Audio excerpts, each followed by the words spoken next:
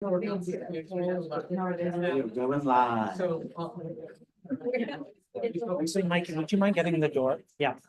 It's taped, so it'll stay open. All right.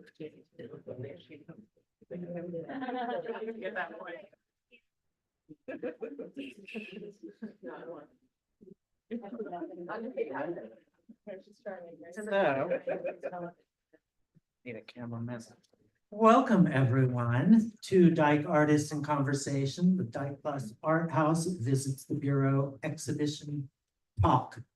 What's happening? Thanks for coming out on this hot summer day. Let's take a graduating class. Congratulations. My name is Greg Newton. I'm the co-founder of the Bureau of General Services Queer Division, along with my partner, Don Jokum. The Bureau is an all-volunteer independent queer bookstore. Tonight, our volunteer is Mikey Friedman helping us out. Thank you, Mikey. The Bureau, as you probably know, is all volunteer, so we do rely on donations to keep this baby afloat. So I'm going to pass a bag around. If you're able to throw something in here, it is much appreciated. If you'd like to give on Venmo, you can scan this little QR code and do that. Or for those of you online, you can go to Venmo and make a donation at PGSQD. If you're not able to make a donation, just smile and be a kind person. Insofar as you're capable of that in this hostile climate of ours. Okay. What else did I want to say? If you're not already on our email list and you would like to be, you can sign up for that at the back of the room and you'll get an email every other Monday about our upcoming events. And now that we are almost at the end of June, Gay Endurance Month, I wish I came up with that for somebody else. We've only got, I think, we have an event tomorrow and then 2 next week. And then Sweet July comes and we just sit back and look at the art, read the books. But yeah, we do have a few events coming up. So check out the calendar on our website and you'll see what those are. I also wanted to mention our regular hours are Wednesdays through Sundays from 1 to 7 p.m. And then we often stay open late when we have events such as this. So before I hand things over to Juno, the co-curator of this fabulous exhibition, I wanted to read a land acknowledgement and a call for a ceasefire in Gaza. So the Bureau acknowledges that our organization operates on the unceded land of the Munsee Lenape. We encourage you to join the Bureau in signing up to make a monthly donation to the American Indian Community House's Mannahatta Fund. The Mannahatta Fund, according to its website, is an invitation to all settlers and non-native people who wish to acknowledge the legacy of theft and genocide that comprise the history of New York City and the United States. And you can find out more at mannahattafund.org. We also want to recognize that today, June 21st, is the 259th day of Israel's genocidal campaign against the Palestinian people, funded by our tax dollars and enabled by our government's unwavering support. We hope that you will join us in calling for an immediate permanent ceasefire, an end to the siege, and an end to the occupation in order to stop the collective punishment of Palestinians and to ensure the swift delivery of desperately needed food, water, medicine, fuel, and humanitarian aid to the people of Gaza. And our greater hope is for peace, justice, and liberation from oppression for all people. So with that, I turn it over to Juno Rosenhaus, the force behind this exhibition.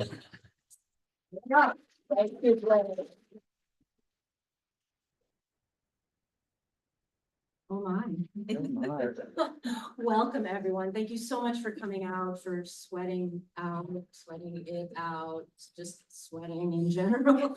I'm Juno Rosenhaus. I run the Dyke ArtHaus in Philly, and I couldn't have been more thrilled when Greg invited us to come and visit the Bureau this summer. after I just had a short chat with him about some work that I would have loved to show. And then he took a look at the website and said, well, hey, how about this idea? And I'm like, how about that idea? So here we are. This exhibit was co-curated with Lola Flash, the amazing artist and activist, incredible photographer. Unfortunately, she was not able to be here with us tonight, but she's definitely here in spirit, and we'll definitely be watching this afterwards. So thanks again for coming. Thank you, Greg. The biggest thanks. You're just amazing. Couple of quick dates. We have the last scheduled, probably do more curator tour. We've had a couple so far, and they're just so much fun. The last one that's currently scheduled is next Thursday at 1 p.m. here, and it's a really cash. So tell folks to come. We have a conversation. We talk about the art on the walls and actually which pieces the folks who come are interested in, what stands out to them. So it's definitely a more intimate, quote unquote curator tour than you're gonna get anywhere else. So send folks out. And then the show itself is open through September 8th. We're gonna have a closing reception on September 7th, which I believe is a Saturday. Is that all correct? Yeah. Sounds right. Sounds right. And there may or may not be some other events in between. So we'll see what happens. So the Dyke ArtHaus, just a minute about that. So I had this vision, even though it wasn't as hot as it is today. I had a vision anyway, and I finally found a place to do it. And the vision was to have a physical building that would basically be an extension of my own practice as a photo artist, to where Dyke artists could come, collaborate, make art, build community. I offer self-directed residencies. You can come for a weekend, a week, a month, 2 months, whatever, pay what you want, do whatever you want. We can do public facing events, any kind of event you want, or you can just do whatever and ignore me. So, so that's one thing. Also, I'll do salons every once in a while, just community conversations, and that's one way that stay connected to the community and all other Dyke and Queer folks that are interested in attending, not just artists. I think it's super important to do that. And residencies, we'll hear more about that. We do small group residencies. I've had a pilot so far last year, and I hope to do one either next year or the year after for small groups of artists to come. And they always include looking at Dyke artist history, folks who came before us, incorporating that into the work we do and carrying it forward. And again, looking at that lineage, which we're going to do also tonight. So, how tonight, we'll go, any questions so far? No? Okay. So how it'll go tonight, we're gonna talk about some basic things, and we're gonna go around and have the artists who are up here, and there's a few artists in the audience as well, and just introduce yourself, your pronouns, point out your piece to us. Tell us a little about your piece and or your practice, whatever aspect of that you want to talk about, or not. You can just introduce yourself and whatever, but hope that you do talk about your piece. And then we'll have some other questions, and we'll talk about what the show means to everybody and why centering Dyke artists over 40 is important, why you think it's important, why you submitted to the show, why you're here. And then we'll talk about some other stuff, specifically, again, the lineage of where this show fits into Dyke art shows that have happened before in this country specifically. So, and that's what it'll look like. And we'll go in between. If you have a question, raise your hand and we'll get to that. We want to have definitely, again, a conversation, not just a talk. We'll have a conversation, a dialogue about what all this means. And I've encouraged the artists to ask each other questions. If you say something that, if an artist says something that you pick up on and you're like, oh, I want to know more about that, please, let's talk amongst ourselves, and I'm sure it'll interest everyone. So, all right, so questions? Go ahead and get started. All right, well, why don't we start however we want? We can do popcorn, or we can go in a row and just introduce yourself, your name, pronouns if you want, and where is your art, and let's hear a little bit about it and or your practice. Just pass the microphone. Let's go down the line. Thank you for that decision. Hey everyone, my name's Liz and after hours you can call me Charlie. I have, my work is in the back corner, it's the digital weaving. I make textiles and sculpture, everything from cast metal to woodworking. And, right now I'm based in Baltimore, I'm here all summer trying to maybe move back. So convince me. I'm Anne, and my piece is there, it's the 5 beetles, very colorful beetles. And I'm an artist working in the risograph technique, which is part of why they're so bright. It's a wonderful printing technique. Does anybody here know risograph? Okay, so some of you know what this is like. For those of you who don't know, it's like a copier and a silkscreen got together and had a baby. And I am very enamored of this process because it kind of brings together both technical art, which I was trained in years ago, as well as printing, which is new to me. And part of what the extravagance in color is that I had cataract surgery about 1.5 years ago. And I've been doing primarily work in black and white, not really understanding that one of the reasons I was doing that is because my colors were getting really funky. So afterwards, I thought, well, I'll treat myself and I'll go to SVA and I'll take the most colorful class. And that was landed me in the RESO lab, which is this wonderful resource at the School of Visual Arts. And the rest of it is history. I've been very much in this channel, having discovered printing and the risograph technique. So that's a little bit about me. When I'm not doing printing, I'm also playing around with sound circuits, so like making noise boxes and building audio circuits to amplify those. Hello, my name is Erica Capon. My pronouns are she, her. And my piece is that one with the portrait of the woman hugging her younger self, kind of in orange tones on the wall there. That piece is part of a bigger ongoing work I have called Past Present, where I ask people to find a photo from their family archive of themselves when they're younger that they want to connect with and send some love and healing to. And so then the process is they bring the photo, they write something. So what you see written underneath are Nicole's words in response to the questions, what do you remember about that time in your life? And what would you like to send to or receive from yourself at that age? And then we have a session in the studio where we make the image together, double exposure in my digital camera. So I'm seeing a transparency of her old photo and then sort of directing her on how to position herself so that it really looks like they're sharing space and a moment together. And so we end up with a bunch of photos of them interacting in different ways and then the words to herself. So that's one image from that ongoing project. Hi, I'm Nancy Rodrigo, and excuse me, I'm an interdisciplinary artist. My piece is Pelvic Howl. It's a charcoal piece up there on the wall. It looks like a pelvis. It's charcoal. And my process, yeah. I studied at National Academy. I studied etching and engraving.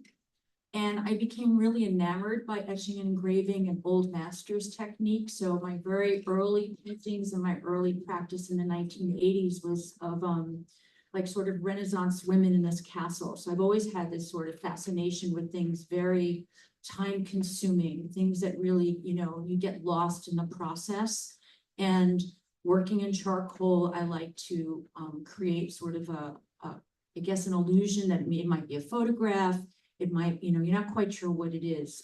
I work in the language of physiology. So a lot of the imagery that I use in my paintings and my drawings have a physiological component or something connected to nature.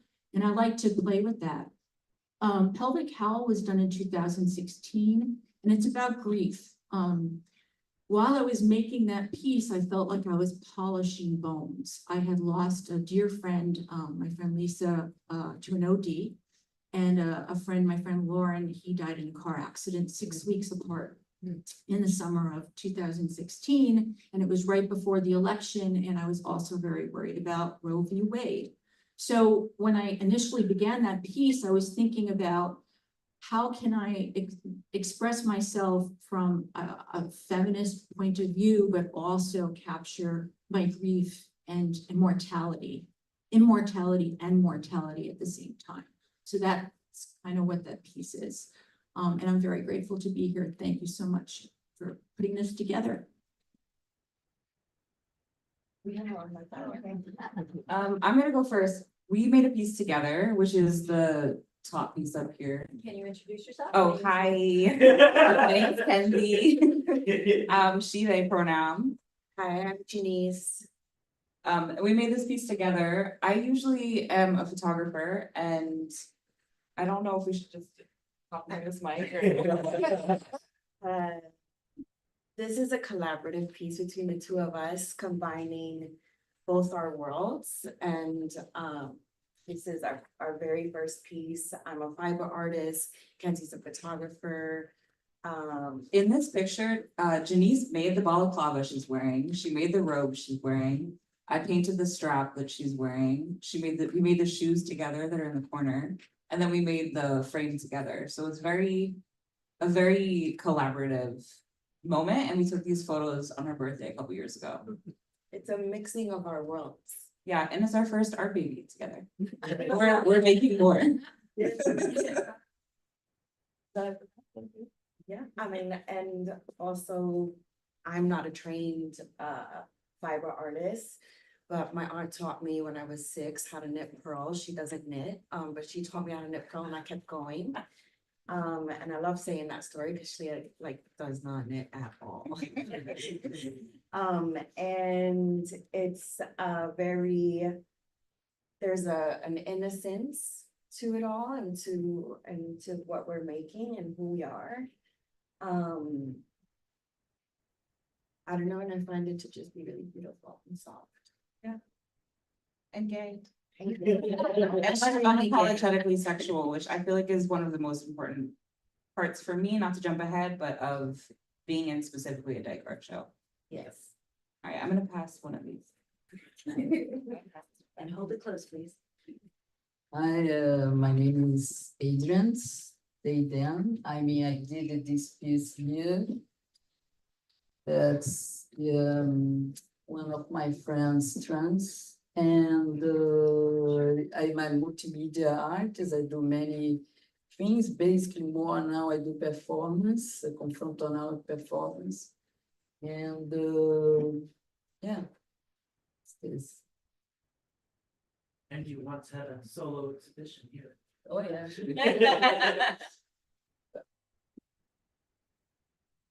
Hi, my name is Maya Ilam. My pronouns are she, her. My piece is this zigzag branch with weaving on it. I make all different kinds of art. I paint, I draw, I don't know, make tiny things and bigger things. But this weaving, I found this branch one day as I was walking in the park, and I had woven onto branches before. I had seen a piece kind of like that giant one up in the top many years ago, and I thought, wow, weaving on branches, that's great. So it stayed in my brain, and when I started this branch, I particularly love the shape of it, that it has this zigzag, and so I wove onto 2 different pockets that the branch naturally had. One weaving is using the number 6 as a base, and one weaving is using the number 7, like 7 axes, which is unusual. And the meaning of it is that 6 is kind of a number that's associated archetypally with like systems and order and structure, like a honeycomb that can just endlessly replicate without thought, without feeling. And 7 is a number that archetypally is like unexpected. It's a wrench in the system. It's a shape, like a 7-sided shape can't even be drawn by a geometer who can use kind of like all the shape tools to make like a 24-sided shape. They just can't even make a 7-sided shape perfect. A geometer? Like, yeah, a geometrist, math shape people. So I wove, 6s and 7s on the same branch, which is to say that there is the system and there is the wrench in the system, and they're both on the same branch. And in life, I feel it's like that. That at any moment, you could get a 6 or you could get a 7. You could have things go routine, or you could have something unexpected happen. And I think, and Adrian, you were saying that there's an interaction between me and nature in this. And I think it's true because this branch also is growing, following its regular shape. You see in the bottom, that's its regular angle. And that's at 6. And then at some point, something happened and the branch decided I must curve that way. And that is the branch's 7. The branch must have had some reason to turn. Maybe something was blocking its light and it needed to adapt. And so actually, I think what is cool to me about this is that the branch was doing something, it was showing something, and I saw it, and I didn't even really realize what I was seeing, but then I responded in kind. So that to me is the meaning there, and I'm glad for the time to tell you because it's way too much to write down.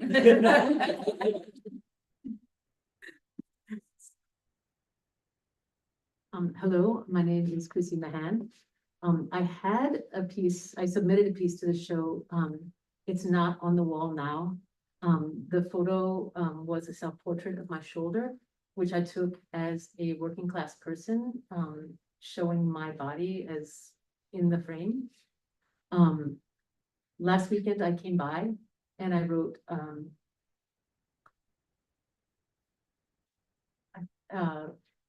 stop the genocide, stop the genocide, free Palestine from the river to the sea. I found out yesterday that the work had been removed from the show. As a queer artist and as a person, there is no moment in my life that I am relieved of the responsibility to calling a genocide a genocide. And because I knew that there would be people here seeing this work, I felt it was my responsibility to say, there's a genocide happening and queer people will not be complicit in this without at least saying that it is a genocide. So I'm disappointed and surprised to learn that this piece is not on the wall now. But I will continue to do everything that I can do in every venue and every opportunity that I have to not only name the genocide, but to pressure people who have power, to have conversations with my friends and to do what I can do to name and end the genocide that I see happening. Thanks, Chrissy. And I'll just respond to that quickly.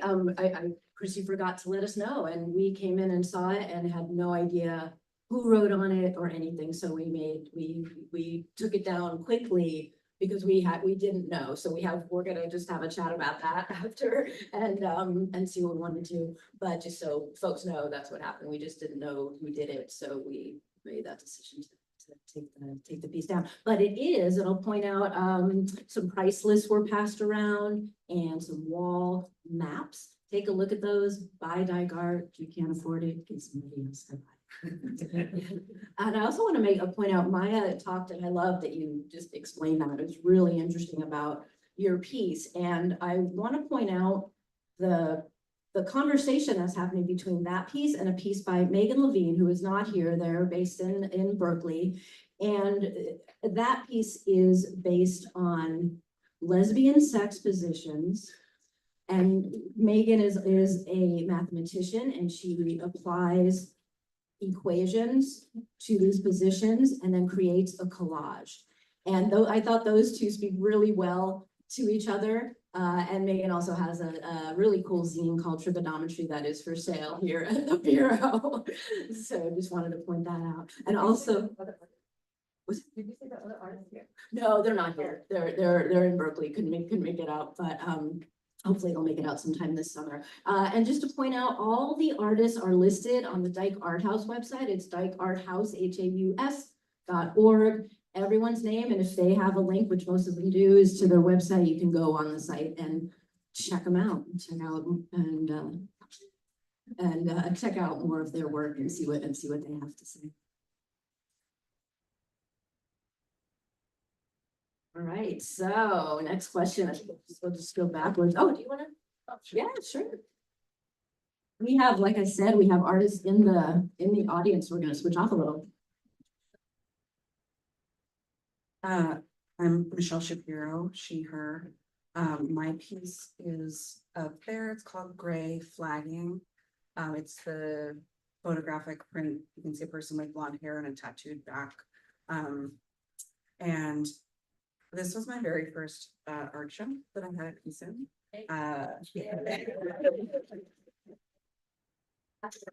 One of the things that felt so important about this show in particular is I just turned 40 and I just started taking myself seriously as an artist.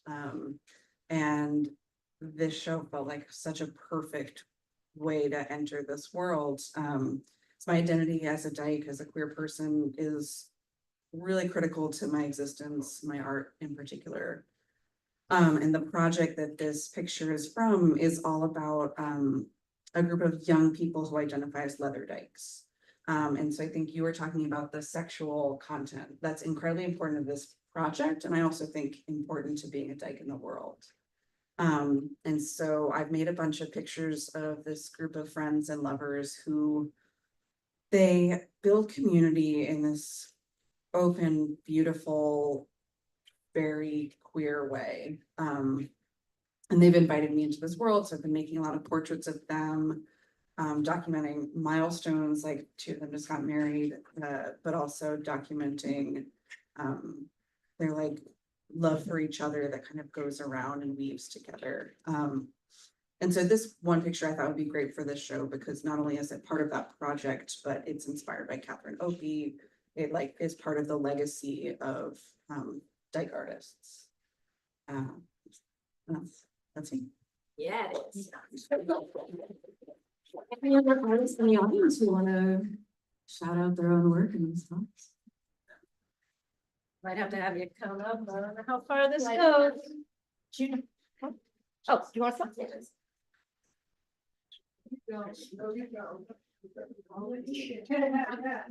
This is our 15-second break. Hi, I'm Alice Michael Bernstein. I'll just sit right here. Sit right there. My piece is that photograph right there of Maine Andrews on the wall. It's a project I've been working on since the pandemic, since 2020, of Women of the Grove in Cherry Grove, of documenting dykes, lesbians, people who identify as women in Cherry Grove, a very small microcosm of gay culture. So yeah, it's been my aim to I want to have an exhibition of this work. I'd love to make a book. And so I just keep photographing it every summer. I'm continuing to do it this summer. And I thought it would be great for this group show.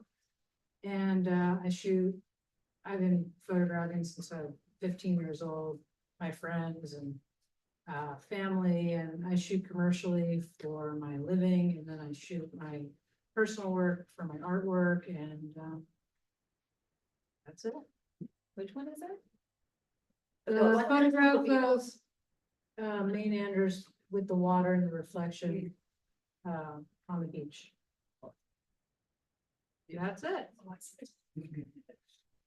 Anybody else? Shelley Marlowe. There's no room to.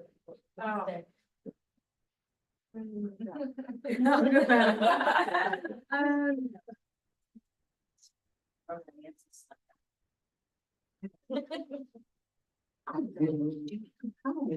Good to see everybody, all the generations. Yay.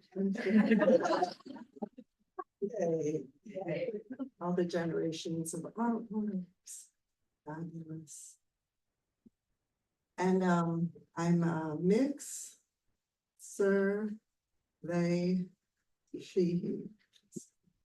And my work is a print, the stripy piece. Yes. Exactly. And it's text from a travelogue that I wrote in the 1990s and printed at that time when you have water soluble ink, inkjet probably. And so I watercolored into the lines and they bleed and drip, and the colors are related to the emotions of the words. And it's spicy in Hannibal, Missouri. Yes. Okay. Thank you. Thank you, Debbie. Ready? Do you want to sit? I think that, yes, I'm gonna go. Sit, join us. Okay, I'll sit. Come on up, Carson.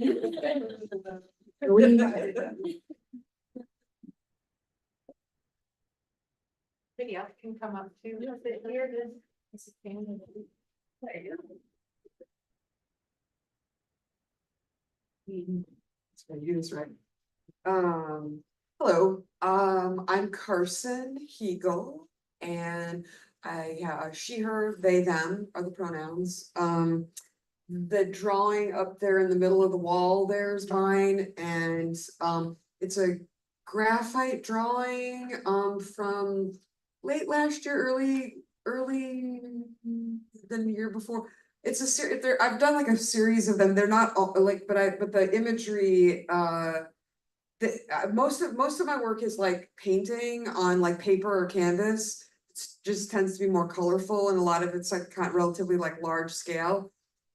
This is kind of like, it was a side project I started a couple years ago, just like working on more meticulous graphite drawing. To just kind of slow the process down a little bit and kind of be more meditative and potentially kind of like think of like ritual and like in making the drawing. The series it's called Love Spell. The whole series are like love spells, and it was kind of it grew out of a project I did about the goddess Hecate and mining the Greek magical papyri, and I was noticing how like there was an abundance of spells that were love spells, and how that was kind of a thing that kind of translated to, you know, the times we're in now, and kind of spanning across time. And I think that's something that becomes increasingly interesting to me is the queer past, the queer present, and then thinking about the queer futures. Anyway, that's a whole lot of information, but or maybe not no information at all, but like I don't want to I'm gonna keep rambling on about it, but like to summarize just the vulture in this particular piece, I've had an ongoing increasing interest in vultures. I think it kind of started as like kind of like I wanted to do some like the queerest bird to me was the vulture, and then it kind of just kind of kept unfolding in different symbolism and places in culture. And the latest one is kind of like thinking about it in terms of the environment. The vulture is kind of like an unsung hero, so to speak. Hero, maybe not, maybe heroine or whatever. Genderless, whatever. In kind of participating in like cleaning up the earth in a way that's like kind of like they are one of the only creatures that are able to eat decaying remains without having any kind of like bodily reaction to it. So they're kind of, anyway, that's all I really have to say. And I'm gonna part of the exhibition, so somebody else should talk about their work. Thank you so much. This empty seat if you want to finish. Sure, since I got myself out of my chair, although I left my bag. I'll go after Carson, and I'll just say, I'll connect it to lesbian history, because Yes. I'm a queer historian, and say there's a myth that vultures can reproduce without men. So, there's, yes. I'm Leah Devon, and I'm a queer historian and a photographer, and I love going right now because we've been talking about time and past, and thinking about history and how it informs the future, and thinking about documenting our communities. So my piece is up there. It's the photograph kind of at the, yeah, all the way on the left. And it's a piece that I took when my partner and I were living in the South, and we were encountering kind of a homophobic atmosphere when we traveled and felt nervous about where to stay. And some people were like, why don't you just stay on women's lands? And I had never heard of such a thing as a women's land. And that initiated a period of time of going around and traveling to lesbian communes, communities, also known as women's lands, which are lesbian, like, well, kind of try to be lesbian utopias. And they're a part of thinking about like, how do we create our own communities and spaces, but also it's a project about queer elders, since many of them have been living on the land since the 1970s and 80s. They have amazing stories about collectivity and organizing and revolution. And yeah, anyways, yeah, I'll stop there. Wonderful, thank you. I love that. Still coming. Hi, Liz. Hi. Hi. I made those tiny little. Hi, I'm Liz Margulies, and I don't care what pronoun you use. Yes, the little toothpick and match things. So I do not identify really as an artist. I'm a psychotherapist and I've been a health activist for most of my career. But when I was little, like 7 or 8, I would make grand pianos and couches and things out of toothpicks. And so I recently tried to retire a little bit, not that well, but I had a little extra time. Pardon me? Oh, sorry, because you needed to see me while I said that. Okay, so I'm failing at retiring, okay?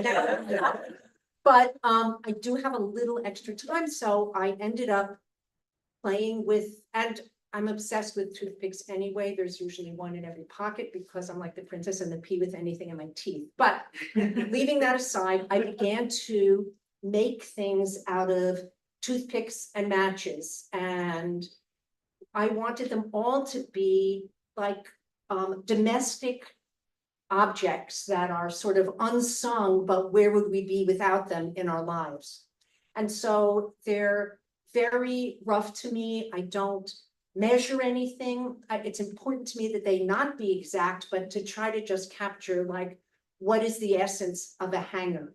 Like, what do I need to put on this so that you know that it's an iron? So anyway, this is the first show I've ever been in, so this is like really thrilling.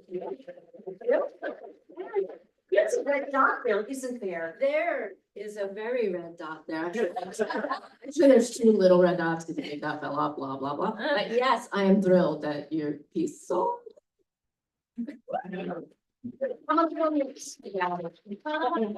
Because the rule for me was I only did it once, and then I moved on to the next sort of mathematical challenge of how to take these little flat things and make things that aren't flat, but I might let myself remake one of those. So thank you. Thank you, Liz. And in case it wasn't obvious, I'm pretty sure Liz is an artist and talks like an artist. And there you go. All right, one more. Valerie, come up to the mic.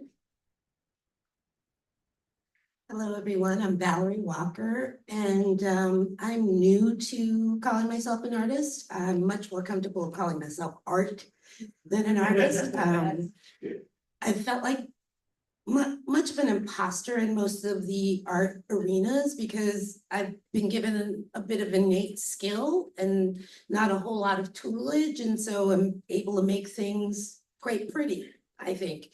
And so it felt like false because I didn't go through the training school route. But I'm the green portrait over there, a lady in green. It's part of a series. Each woman, there's yellow, red, and purple. Each woman has a different head wrap, different earrings, and I think it evokes different feelings. Thank you. Yeah.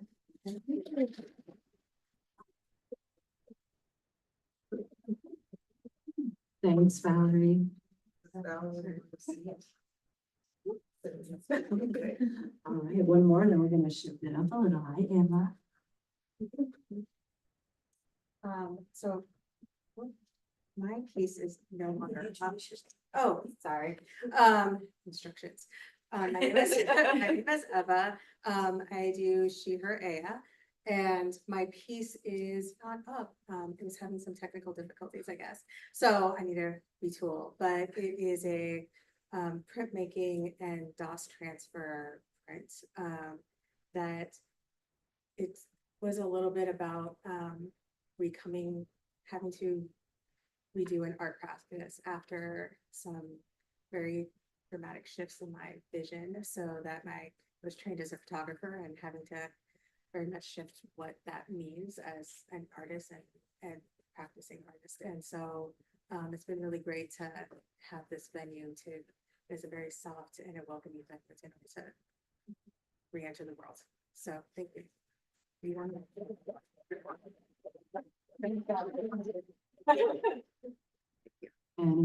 else? artists hiding in the audience. All right, wonderful. Thank you all so much. I want to point out that one of the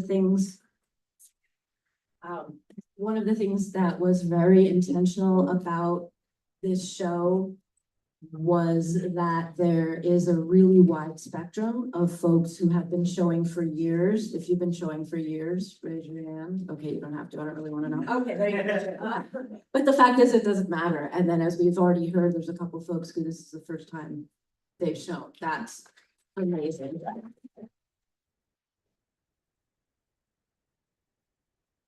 And that's kind of part of what the Dyke ArtHaus is for, because fuck the art world in that way, where we have tiers and we have emerging this and mid-career that, and we don't have to do that. I don't have to do that. And I couldn't be I'm just so thrilled that we get people. And I would love to hear from Maya about that, you know, the fact that there are artists in the exhibit who felt safe enough, who felt like they could submit to this show and without, you know, and be excited, not only excited, but hopefully not at all worried that they would be anything negative, that there would be any lesbophobia involved or transphobia involved at all at any level. It keeps a lot of artists down. I don't care what you call yourself. There's reasons that we are all probably aware of that. Many people, any women in general, don't call themselves artists. If you're up on this wall, you're an artist. That is it. I don't want to hear anything else about it. So I'd love to hear from folks about, I'm going to kind of combine a couple of the questions that we talked about earlier. Why this show? What does it mean to you? And why do you think it is or isn't to be important to the larger Dyke artist community? Thanks. I spent some time yesterday thinking about what I would say. This is the first group show that I ever chose to like try to submit to. I've made art all my life, and I got a very distinct sense that no one was going to care, and the larger world really didn't get. And so I never thought like, well, let me try to get involved and let me try to be seen and let me try to like, I just got a very clear sense that those weren't going to be avenues for me. And now I turned 40 like just in time to be part of this show. And when I saw the posting, which I think I saw through kind of the Lesbian History Archives, I was like, oh, instantly, yes, like obviously I want to be in this. And it kind of came as like breadcrumbs. It took me a long time to find Dyke World. It took me a long time, I feel like. And just like incrementally finding different spaces that exposed me to different people and different putting more things on my radar. When I found this, it was very significant because it allowed me to grow in an area that I have been growing in privately for a very long time, but just not sharing publicly. So what it represents to me to be in this show is to be, to be seen as an artist is very, very fulfilling and unexpected after 40 years of being like, no.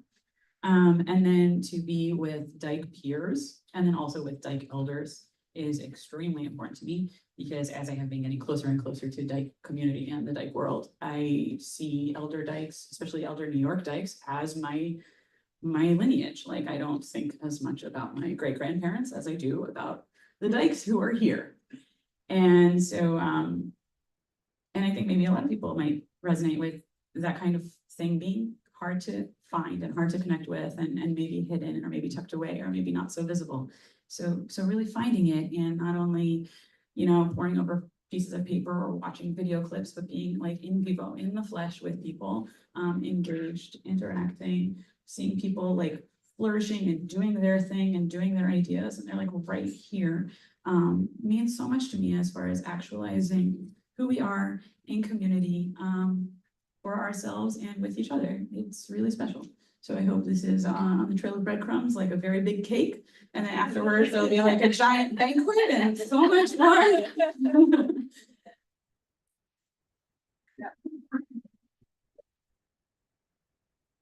You're in it now and you won't let you out.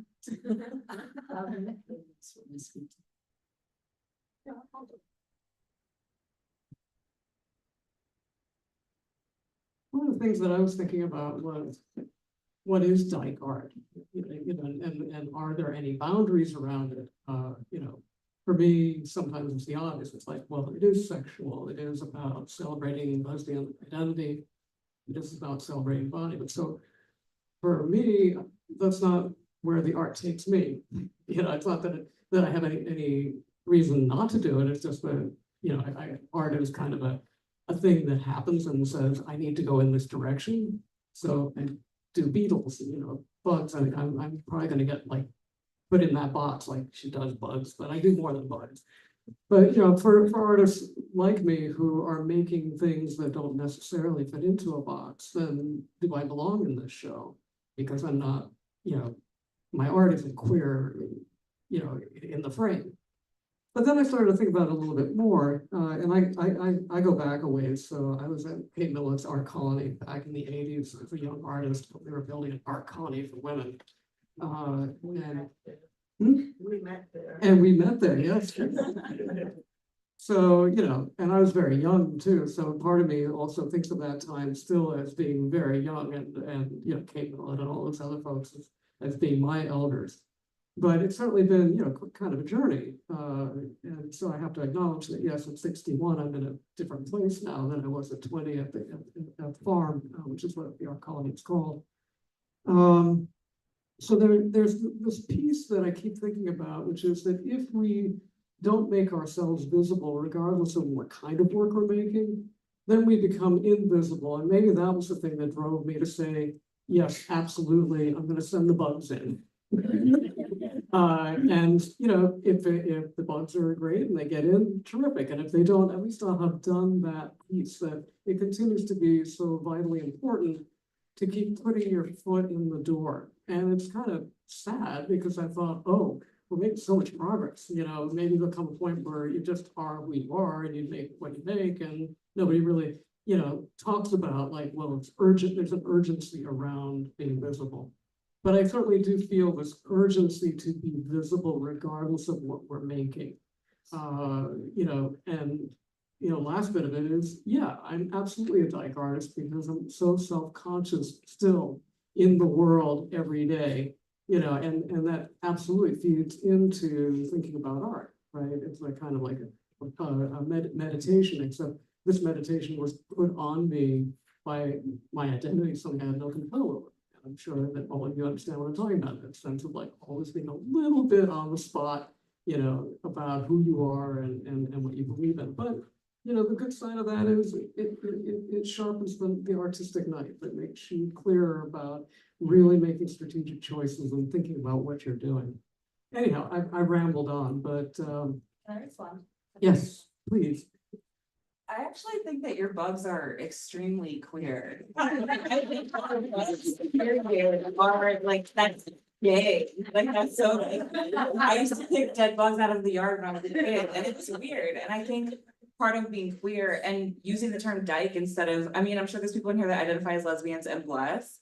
But like part of using the word dyke, like no shade, but part of using the word dyke is that it's like subversive and that it's against something or that it's outside of something. And I think that most people are not into bugs. Most people are like, Yes, I don't want to touch that, or like that's gross. And I think that they're gorgeous and rad.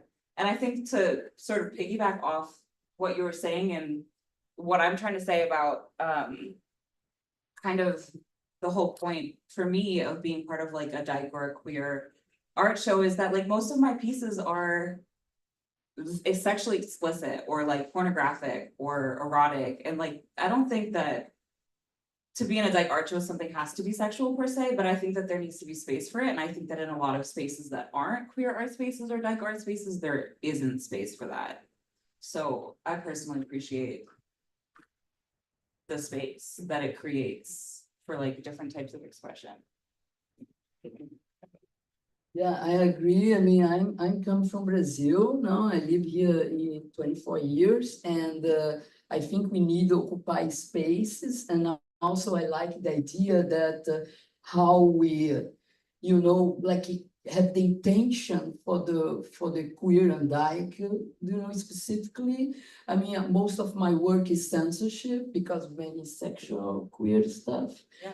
And I think this is really a big opportunity, and I think we need to do much more and occupy much more in our way, without all these fucking rules, without all this patriarchal, capitalist way to do. I mean, I think we needed to find our own way, and I'm really happy that you conceived it this way. And I think we need to occupy this space for sure. I don't know why they're looking at me. Yeah. It's gonna happen Yeah. more and more. I want to speak about capitalism. Let's go. Thought the capitalism. My name's Nancy Rodrigo. Pronouns are she, sometimes they, when he, sometimes, it depends on the day. The point I'm trying to make to your remark was that having spaces like this, I feel are sacred. They're sacred because women are, just look around us right now. We're losing our rights.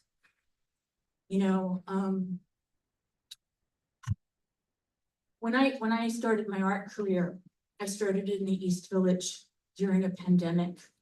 There was no space for lesbian artists. I was frequently the only female among gay men who were dying. And I feel really strongly that we pass the torch to the next generation because number one, we're going into a very difficult time globally. There aren't safe spaces for us. I mean, you said you came here to flee danger in your country. Yeah. And we take it for granted here in New York. I was born here. I'm just so privileged to be a New York City lesbian. Very privileged. Yeah. I raised my son in Park Slope. Very lucky. But I could have never raised my son with that freedom or been an artist all these years and expressed myself. And where my father's family is, in Venezuela and Caracas, that would not happen. Many of us have family or elders who come from places that are dangerous for us. And that's happening right now. We can go to Alabama. Is it safe? So having space for lesbian art, I think is not just, essential. There is urgency, especially right now. And having a show like this, really, for me, the reason I wanted to do this is because I've been around a long time and I want the next generation to see, yeah, you can do this too. You have a right to express yourself.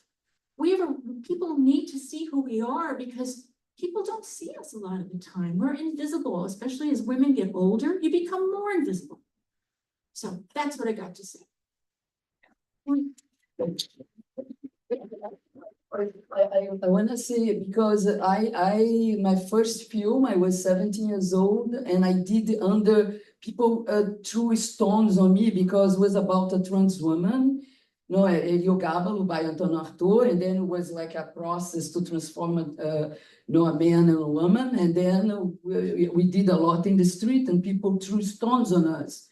And then also I left Brazil because two of my friends that wasn't doing this film was murdered, and I really in tragic way. While we doing the film, it means it's traumatic, and I felt really in New York like a safe space, and that's I'm here till today, and I think we need to keep, here be a safe space and a place where thinking, we change and we transform.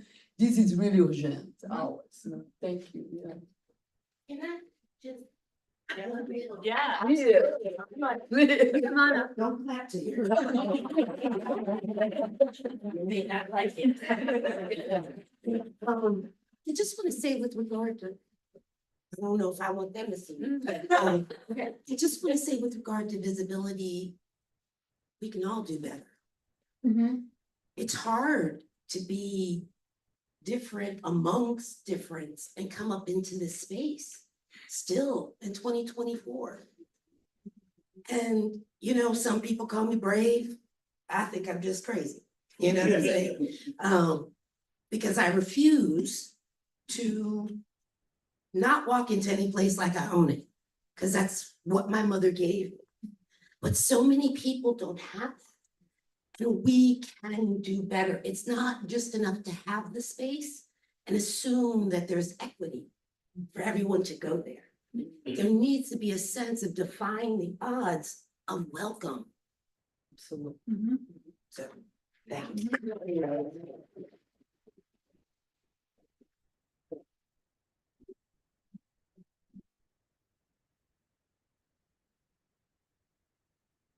Maggie, did you want a chair up here?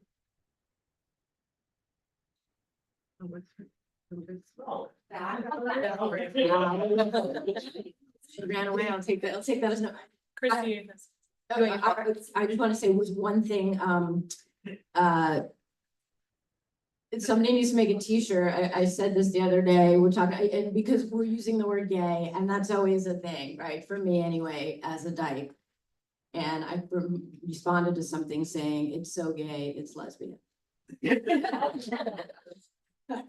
Just FYI, but also to go back to what Kenzie was saying about sexuality and censorship. I neglected to mention that I'm a photographer, photo artist. My image is right there in the middle of that wall. It's part of a series called Vulvas Queered. I will not be pretty for you. I've never put it on Instagram. Why bother? But I do have a show in San Francisco in October where I'm going to show many of the images in that series. So it's critical, and I really appreciate what you were saying about that and all the things that were touched on. You know, if I identify as a dyke, am I a dyke artist? If I depending on where I want to go in the art world, is that going to hurt me? Is that going to help me? If you want to apply to this show, you kind of have to, you know.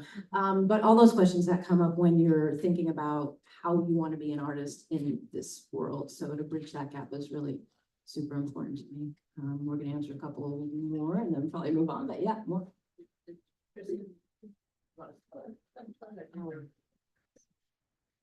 I forget where this thought came out of, probably from the accumulation of everyone, but the prompt for this round is like, why is this show important, or why be in a dyke art show? Yeah. Like I don't know. I've been queer since I was young enough to understand anything about me, and also been an artist since then. Only in the last year or two have I been having work in this kind of context. Primarily because it's not generally the content of my work, though I appreciate work that's explicitly about sexuality and identity and all of the things that make great dyke art. But of course, like anyone who's a dyke making art is making dyke art. That's right, yeah. But also like you're saying and others have said, just feeling like safe enough to put your art out that way. Like I come from a rural place with a gigantic family of super conservative religious folks, and I had to, to be totally honest, I had to wait till my parents died to be able to use that word publicly, because my family trolls me on social media. And so, to be able to like say that kind of thing out loud and not be like bullied by every family member. Like I know that other people are brave enough to do that, and I just hadn't. And so I'm saying that because other people probably also have experienced that. And anyway, I'm glad to be in the show with everyone else.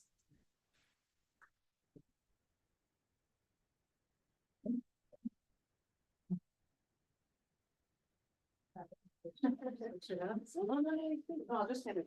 Okay. To expand upon the points that were brilliantly made, about categories, I just also want to call into the space that administrative violence and the categorization of people is one of the reasons that the state gets to commit genocide on people. For example, you can have Black Pride and the NYPD will shoot a Black person far quicker than they will shoot me. They can have Palestinian Pride and yet a bomb that our tax dollars in America are paying for will kill those people. So I think that although there is a real value in knowing oneself and naming oneself and then finding community with other people that might have that identity, I think that especially for me as a white person and maybe some other people, it's very important that identifying is not the end of our work. It is a point of entry into the change that this world so desperately needs now. And yeah. Oh, yeah.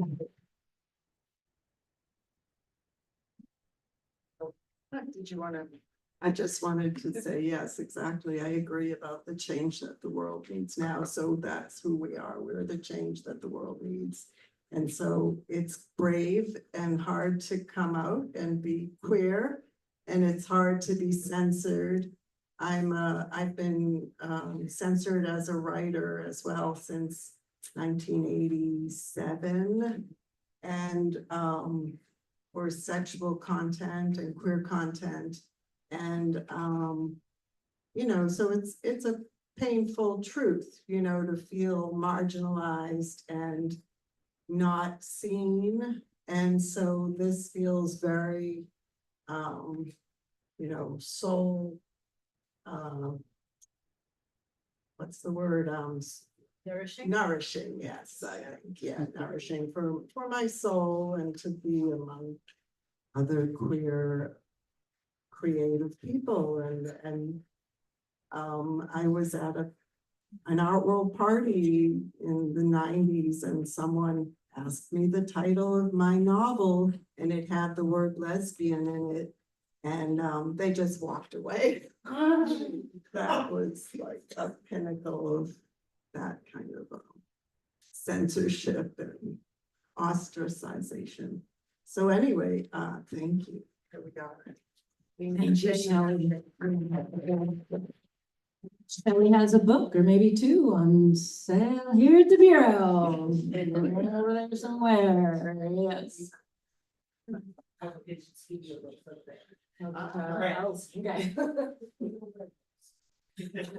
So, audience, hi. Any of our artists, any of our artists want to say anything else? Or I would love to get any questions, anything that anyone in the audience would like to ask, whether it's based on something that we've already touched upon or something new, or what I'd really love is to go deeper even. What you thinking? What do you want to hear about? What are you interested I have a in? silly question. No question is silly. No, it's silly. Oh. Do I have to use a mic? I don't have to use a mic. I'll repeat it. It's actually just for Liz. Did you use any of those toothpicks? So a question from the audience to Liz Margolis, who created these two pictures. No, those are my special. Okay, they're separate. Liz did not, for the record, You've never seen between my teeth. Yeah. Liz has never used the toothpicks, they've never been in her mouth, now we know. Thank you for that question. Or it makes it your DNA can be immediate. Wow. The next one. All right.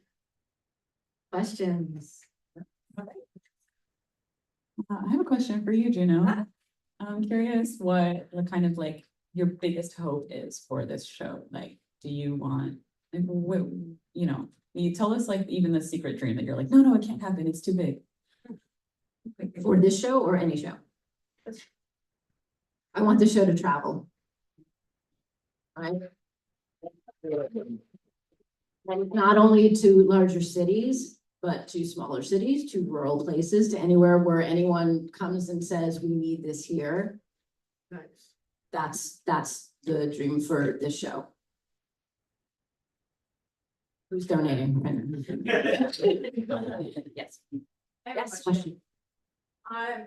I wanna know what is like the best thing for your art about getting older and being past 40. I'm so tired of the culture telling us everything that we're gonna lose, that we're gonna be invisible. I wanna know what are the joys that are calling in and getting incorporated into your lives, into your art, because you've had this time to age.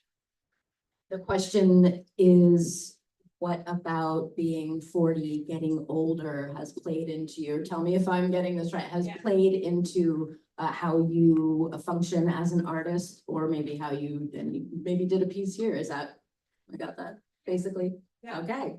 So as somebody who's 58, I tell you, you get less fucks.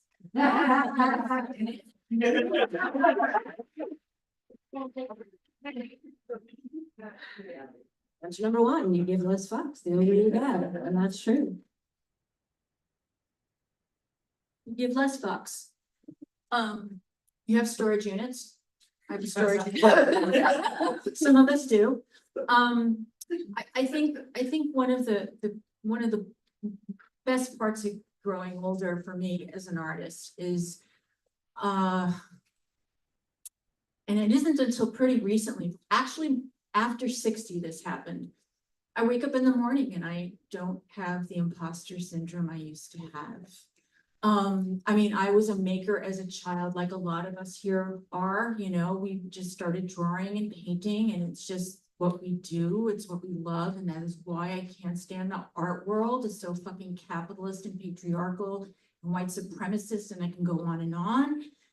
But as an older artist now, I feel like I can own that word, but I can also own a lot of other things about myself that I was very uncomfortable with. So Dyke, artist, you know, I mean, it feels more, I feel more comfortable in my skin, if that makes sense. Yeah, just real quick, not only do you give way less fucks, but you know, or for me anyway, really know where I fit in the world. And until I was seriously like 50s, early 50s, like I still didn't really get it. Where do I belong? Where do I fit? What can I actually do? And now I don't know, something happened and took the right, whatever, but I can do whatever I want. And I say that in the context of knowing that absolutely not everybody can, but in the context of who I am as a person and who I can reach as a Dyke, as an artist, as a 61-year-old person. Yeah, I mean, if you think about it, you can envision it and you can do it. And that's what the Dyke ArtHaus is all about.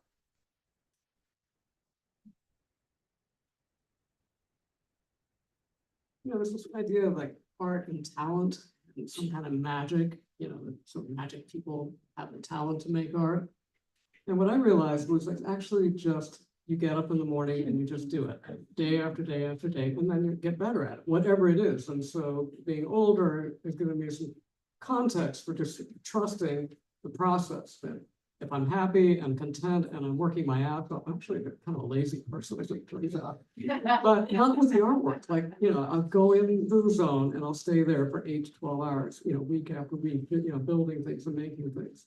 And so being older, it has kind of given me that perspective of like, oh, trust the process. You know, if you're that engaged, and it isn't just you're I mean, it could be you're just amusing yourself, and that could be fine, especially as you get older. But it's just kind of this urgency to make stuff and to find that place where it belongs. And for me, the resale community is part of a DIY space, which is wonderful because there's not as much gatekeeping. It's like, I'm in control of the process. I can draw it, I can print it, I can get it out there.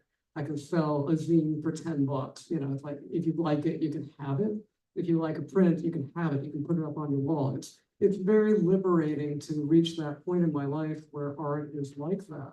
But the real bottom line is, it's just, you know, if this is what you want to do and you do it every day, then that is what you are.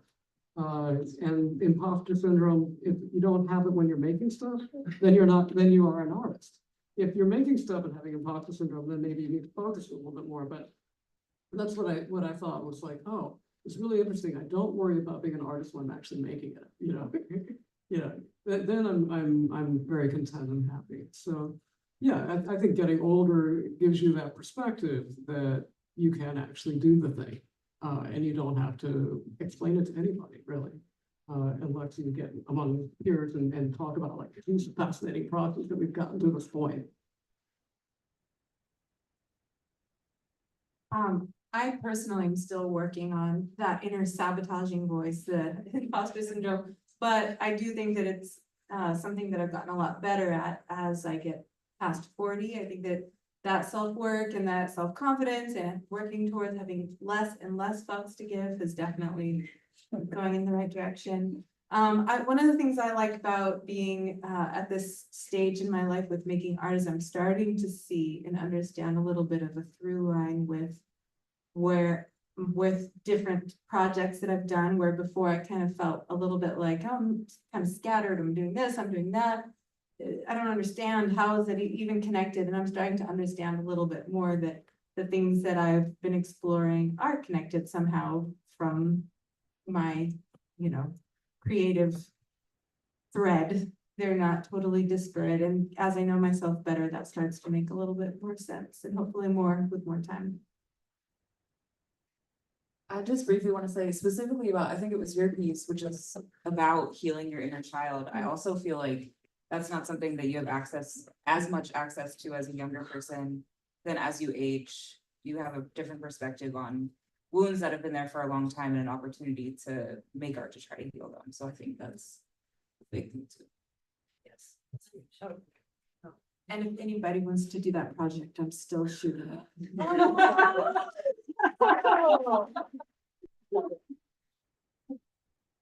Oh, go ahead. This is very relevant to what I'm about to say, so I'm glad that we do that dance. I think, listening to what you said, Anne, yes, that's so resonant that when you're making the art, you don't feel like an imposter, and then suddenly there's something about the world that makes you feel like, oh no, I can't, I don't have permission to do this. And then as a parent, as a person who has like a lot of competing priorities and responsibilities, part of making art and realizing that I needed to do it was giving myself permission to be selfish and make something that is just for me. And I love that it's being seen. I think that's important, but also if it were never seen, I would still make it. And so that is a thing that has come to me as I've, I just turned 40. I just squeaked right into the show. I had to email for permission. My birthday was a week after the deadline. Aries. Anyway, yeah. We can talk. But yeah, this has been a very important development for me personally, but I think it probably resonates with a lot of people in the world who are socialized as girls and women, that being selfish seems like the worst thing you could be. And that's not true. You can look at all of the art that we all made for ourselves here and know that that's not true.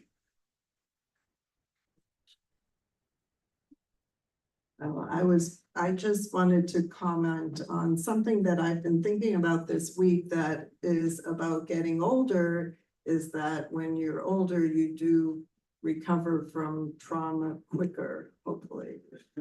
So if you're traumatized, you've got the skills to kind of bounce back in a shorter time. Thank you. One note about the number 40. It's not random. It's very specific. It's also very funny. Yes, the email is not from only Michelle, but so I'm going to be 39 and a half. And those were great. I loved it. But when I talk about centering Dykes 40 and over, well, first of all, I get, well, why isn't it 50 from older Dykes? And why could it be maybe 35? And that's great. But the reason it's 40 is because it's kind of this weird number that specifically those of us who are older, well, I don't know, once you hit 40, yada, yada, fill in the blank. Yada, yada, fuck you. yada, yada. No, no, no, no, no. We're gonna highlight, we're gonna center, we're going to talk about ageism in general in our culture and our society. And we're gonna take all the margins and we're gonna stick them in the title page, you know, all that kind of thing. So it's not a random number. And I figure if I'm getting crap and questions from people older and people younger, I'm doing the right number, I guess. Yeah.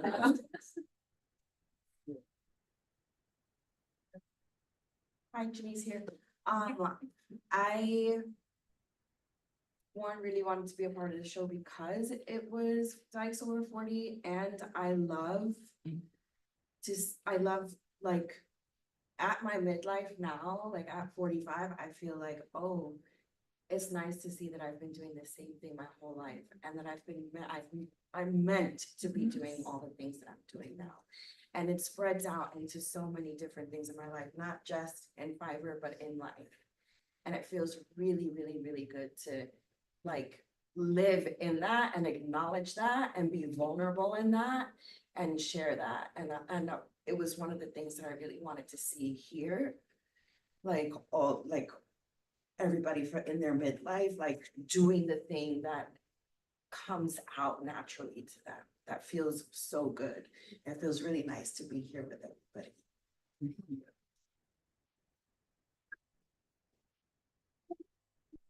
Your age thing, I think as you get older, you are more willing to risk and know, increasing your probability to get a yes.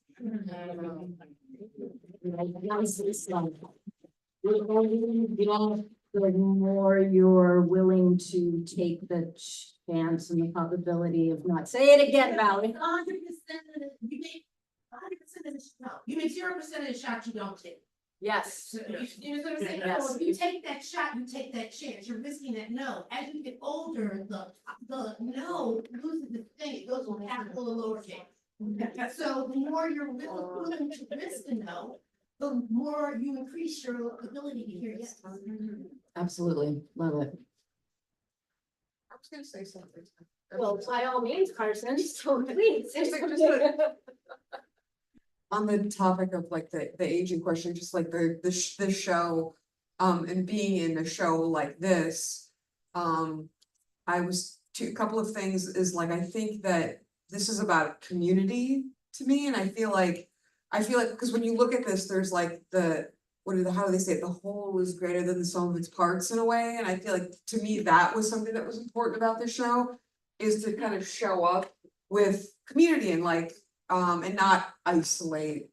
And the other thing that made me think about is just this whole idea of like having been in like art world places and trying to kind of put out lesbian content in the work and being met with kind of like, maybe not, like, could we just call it this and not that? That kind of comes up, but I think there's a feeling of erasure that kind of happens that I think is like, that I'm sure that everybody in here has probably encountered to a certain degree, is that where you're like doing something and whatever's the most fashionable thing, or if the thing that like, well, we could, that subject matter is like, that's not gonna really fit into this. And then you have to, there's a kind of way that you really have to kind of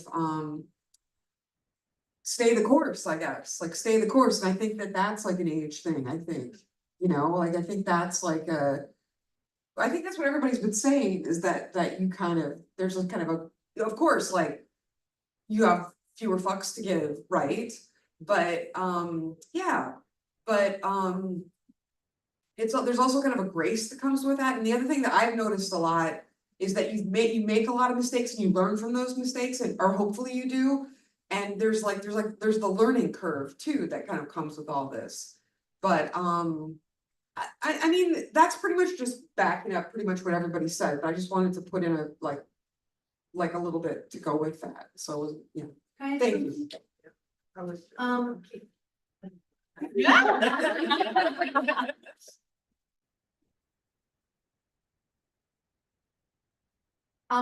I just want to say though, obviously everybody knows this, that not every age over 40 is the same. And at 71, I'm feeling different kinds of things. Fewer fucks, but fewer years to fuck. as well.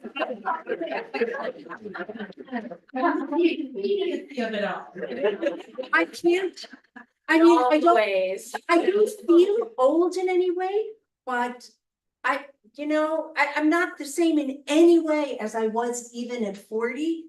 And I feel like time is precious and that I don't have time to hold myself back and wait for my courage because, I mean, 20 years maybe, but 25, yeah, maybe, but not necessarily.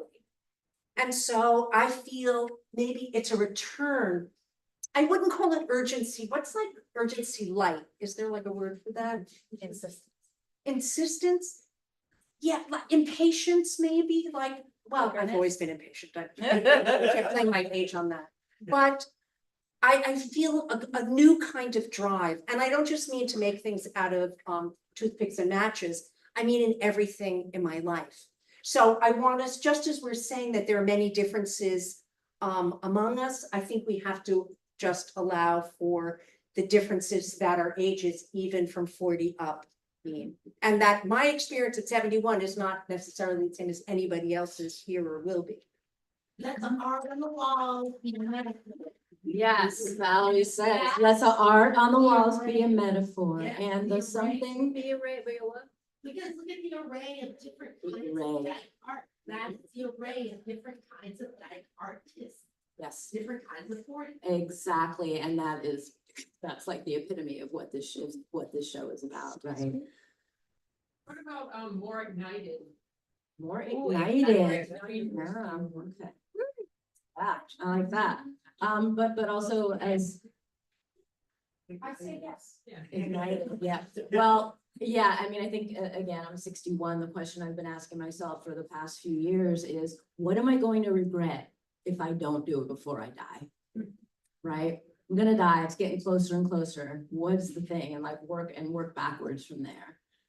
And I'm really fucking privileged to be able to even ask myself that. So, but that's real, right? Yes, question. Aging out, aging in. Hey, it's Allison again. Just talking about with my Women of the Grove, I started it because I was seeing all these books in Pines of like young, gay, hot men. And I was like, there's no books about, older dykes. And I mean, there probably are, but not in Cherry Grove. So I was like, I really want to document these people, and I want to do, many ages, but also really to, as like a document of these people who are already. One person I photographed died 2 summers ago. So yeah, I just think it's important to document that we're here, at this time period. And that's a lot about what my work is about. These are my peers. This is, a time and space, and I don't know. Does that make sense? Of course it makes sense.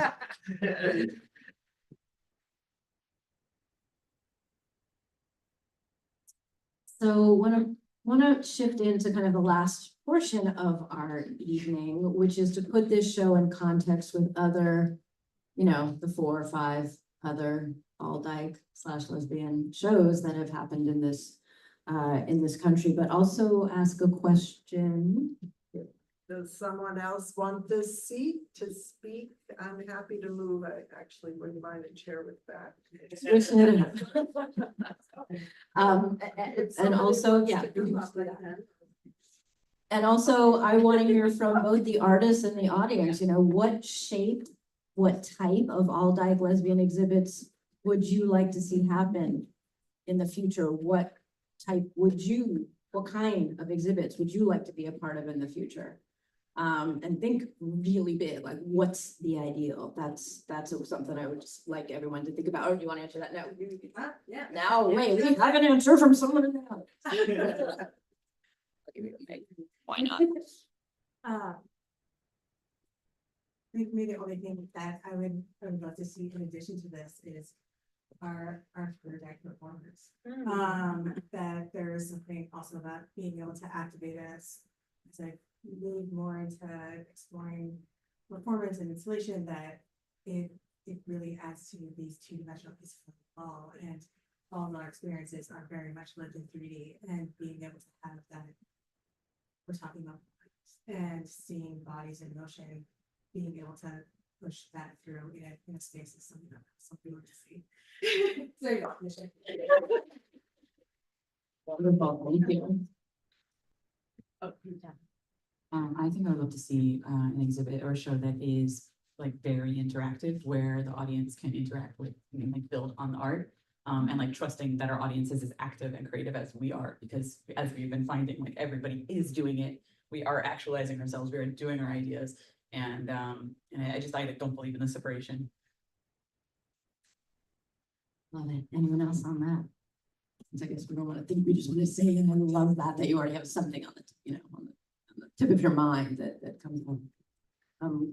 Lord knows I have a really long list of things that I want to happen. So I just want to take a minute and talk about the few lesbian art shows that have happened before this. What I've learned is that this is the one that's been up the longest, or will be up the longest, out of the ones that I've heard of, which is just amazing to me.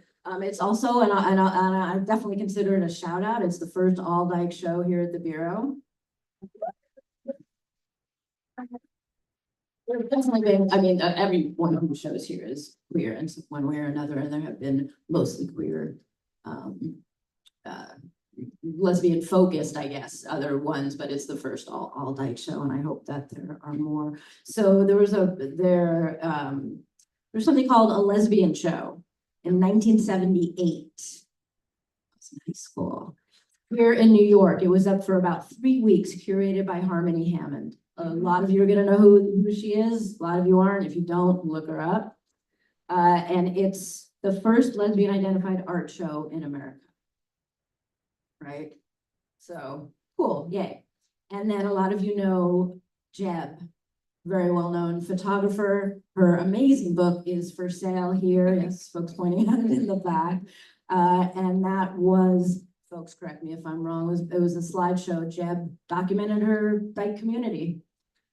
That's and the book was reissued. They're amazing images. The book was reissued like 2-3 years ago, sometime during the pandemic. I don't remember. And that is kind of a seminal thing. And the slideshow was shown again a couple of years ago at Leslie Lohman and maybe somewhere else. Yeah, folks know. So that's another one. But that one was just Jeb's work, right? Hugely important, but that's what it was. There was the Great American Lesbian Art Show. That's that again was in LA. It was 10 artists, and it was up for 1 month in 1980. LA. No, but you don't know this. No, I do. Let's see. I can look that up. Oh, I'll look It was at the Women's Building in LA. Yeah, and that came out of a lesbian art project that was in LA, which some of you might have heard about. And that the lesbian art project lasted about 2 years, which was a participatory art movement founded by Terry Wolverton and Arlene Raven at the Women's Building. And then we have, much more recently, Rebel Dyke's Art and Archive Show, which happened in 2021 in London. And some of you might have seen the Rebel Dykes documentary. Yeah, I saw it. It was wonderful. If you haven't seen it, check it out. And speaking of lineage, Lola Flash, co-curator of the show, was in that show. She has a long connection to London, has family there, lived there for over a decade, and she was in that show. So I love that connection that we have. And then there was, who am I looking for? The other show, Nancy, was called Lesbian Biennial. Lesbian Biennial. It was at Leslie Lohman. Lohman. Over on Prince Street in the basement. So the prior location, and what year's 1997. 1997. So there's the one that's in the 90s. I knew there was one in the 90s. And yep, that would be it. So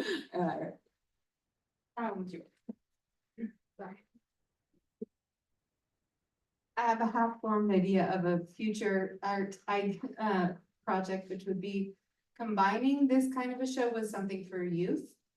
Because doing like an intergenerational connection, and then especially if, scary as it is, it travels around to some states that aren't as welcoming to queer things, but those youth sure need all that space, you know, in collaborative spaces with youth artists and older adult artists, and queer conversation would be kind of awesome.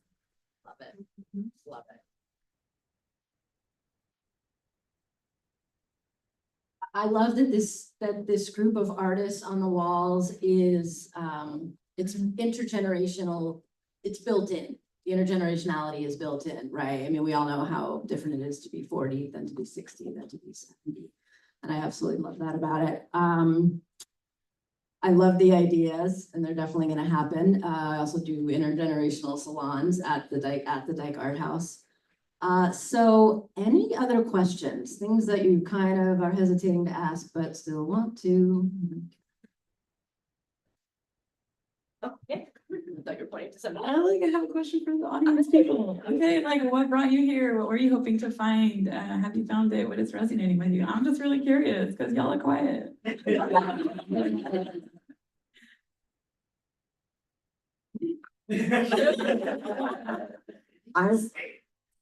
I think we can just assume that you were interested in the topic. And here we are, and I love the question, yeah. Definitely wanna know. So, she brought me, and, yeah, just like and I'm always just interested in art, like I was like as a kid, but now in my later years, I like rediscovered my love for it and doing it on my own, just at like home and stuff, getting into, pottery, which at first felt like I was getting into like Instagram pottery. But now I'm like, I add humor to my stuff. And I haven't ventured yet into like super sexual, but I did add a butthole to something. That felt pretty brave. It's like very small little pottery shop in Kew Gardens. I was waiting for the lady that owns it to be like, what is this? But yeah, this has just been like amazingly, I think I'm always looking to be inspired. And that's, I got that being here and hearing everyone's like, yeah, different, your own different journeys, and the explanations. You know what I do have a question that's popping up is your piece is the hugging your child. Why, or because you have several of those, right? So why did you choose this one specifically? So the question is for Erica, Yeah. right? Why did they choose that specific photo to have in the show? Well, I submitted 3, and that's the one that was chosen. So after I answer this, you could also ask Juno and Lola why they chose that one. But the 3 that I selected to submit were all queer people of different gender presentations. When I first started the project, it was all queer folks that I was only interested in that work with. I'm sort of, yes, you could do it too. I'm sort of considering expanding it into anybody else who wants to, not limiting it to queer folks. But most of the, if not all of the people I've photographed so far were queer in various forms of cisness and transness in different ages. And so I tried to select a variety to submit of some of the images that felt strongest to me. And also I mean, she's a good friend of mine and I have a personal connection with that one, but I tried to be objective in selecting it also for the image strength and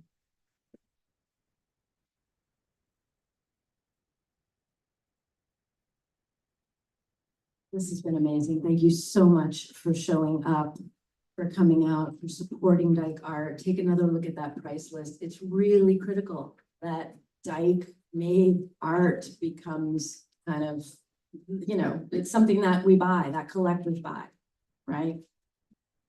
Yeah, I know, but still. So thank you so much for coming. Please check out the Dyke ArtHaus website. See what I've got going on, join the mailing list. The price list is up there. There's a whole page dedicated to this show. There will be more and take really seriously the suggestions and combine it with what I already have on my list. And thanks again to Greg and the Bureau. And I just want to end it by giving, please, a huge round of applause for all the artists in the film.